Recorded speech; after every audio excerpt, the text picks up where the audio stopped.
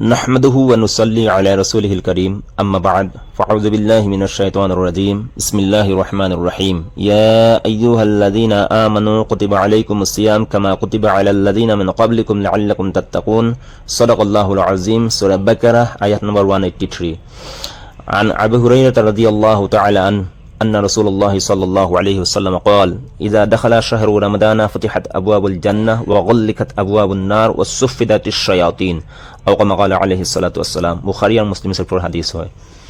সম্মানিত সামিনে کرام, সকলো প্ৰশংসা সেইজন মহান আল্লাহৰ কাৰণে যিজন আল্লাহে আপোনাক সকলোকে ৰমজানুল মুবাৰকৰ নিয়ামত দান কৰিলে।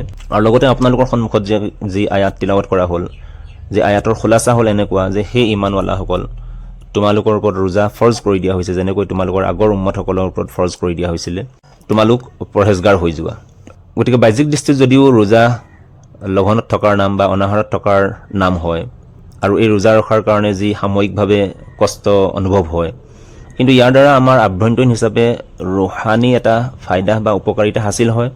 আৰু আটাইতকৈ ডাঙৰ যিটো ফায়দা সেইটো হৈছে যে মানুহে ৰোজা ৰখাৰ দ্বাৰা মানুহবিলাক মুত্তাকি আৰু পৰহেজগাৰ হৈ যোৱাৰ ক্ষেত্ৰত আল্লাহৰ ফালৰ পৰা সহায় পোৱা যায়। ইয়াৰ পিছতে এটা হাদিস হযৰতে আবু হুৰাইৰা ৰাদিয়াল্লাহু তাআলা আনহু পৰা বৰ্ণিত আছে যে আল্লাহৰ নবী সাল্লাল্লাহু আলাইহি ওয়াসাল্লামে ফৰমালে, যেতিয়াই ৰমজানুল মুবাৰকৰ মাহ আহি যায় তেতিয়া জান্নাতৰ দৰৱাজাসমূহ খুলি দিয়া হয় আৰু জাহান্নামৰ দৰৱাজাবিলাক বন্ধ কৰি দিয়া হয়। আৰু আটাইতকৈ ডাঙৰ যিটো নিয়ামত সেইটো হৈছে মানুহৰ কাৰণে যিটো খোলাখুলি এটা শত্ৰু শয়তান, গতিকে সেই শয়তানক বন্দী বনাই লোৱা হয় বা গ্ৰেফতাৰ কৰি লোৱা হয়, যাৰ কাৰণে দেখা যায় যে অন্যান্য মাহৰ তুলনাত ৰমজানুল মুবাৰকত বেছিকৈ মানুহ নেক কামত অগ্ৰসৰ হয়। ইছলামৰ যিমানবিলাক বুনিয়াদী হুকুম আহকাম আছে তাৰ ভিতৰত ৰমজানুল মুবাৰকৰ ৰোজা ৰখাটো ইছলামৰ তৃতীয় ফৰজ হয়। যিজন ব্যক্তিয়ে ৰোজাৰ অস্বীকাৰ কৰিব তেওঁ মুছলমান হৈ নাথাকিব, আৰু যিজনে এই ফৰজসমূহ আদায় নকৰিব তেওঁ ডাঙৰ গুনাহগাৰ হ'ব। এতিয়া আহিছোঁ যে ৰোজাৰ লাগতিয়াল যিখিনি মাসাইল এই সম্পৰ্কে অলপ আলোচনা কৰোঁ।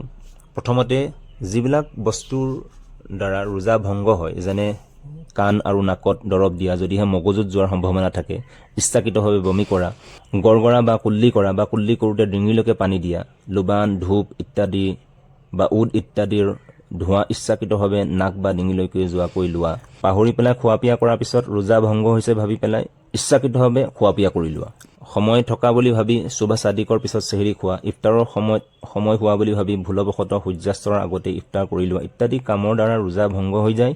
আৰু এই ভংগ হোৱা ৰোজাৰ কাজা, অৰ্থাৎ ৰমজানৰ পাছত এই ভংগ হোৱা ৰোজাসমূহৰ কাজা ৰাখিব লাগিব, কিন্তু ইয়াৰ বাবে কাফাৰা জৰুৰী নহয়। ইয়াৰ পিছত আহিছোঁ যিবিলাক কামৰ দ্বাৰা ৰোজা মকৰুহ হয় কিন্তু ফাঁচিত বা ভংগ নহয়, যেনে অপ্ৰয়োজনত কোনো বস্তু নিমখ ইত্যাদি চেলেকাৰ পিছত পেলাই দিয়া, তাৰপিছতে টুথপেষ্ট, কয়লা আদিৰ দ্বাৰা দাঁত চাফা কৰা, গোটেই দিন গোচল ফৰজ অৱস্থাত থকা, গিবত বা পৰচৰ্চা কৰা, কিন্তু এনেধৰণৰ কামবিলাক সকলো অৱস্থাতে হাৰাম হয়।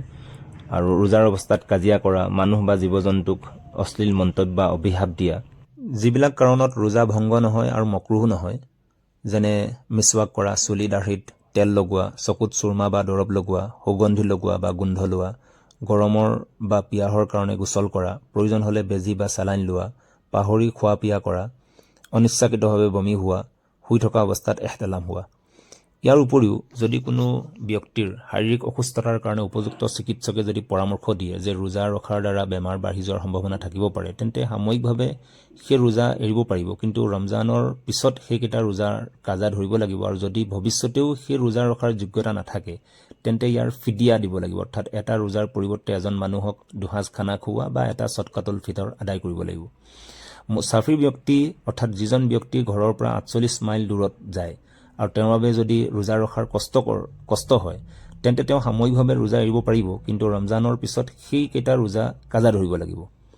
শেষত আমি এটা বিষয়ৰ প্ৰতি মনত ৰখা উচিত যে ইফতাৰৰ সময়ত দোৱা কবুল হয়, গতিকে ৰোজাদাৰসকলে ব্যক্তিগতভাৱে এই দোৱাৰ এহতেমাম কৰিব লাগে, কিন্তু কেতিয়াবা কোনো কাৰণত ইফতাৰৰ আগত কোনো জৰুৰী বুলি নাভাবি ৰাজহুৱা দোৱা কৰিব পাৰিব, কিন্তু এই ক্ষেত্ৰত আমি সকলোৱে সাৱধানতা অৱলম্বন কৰিব লাগে।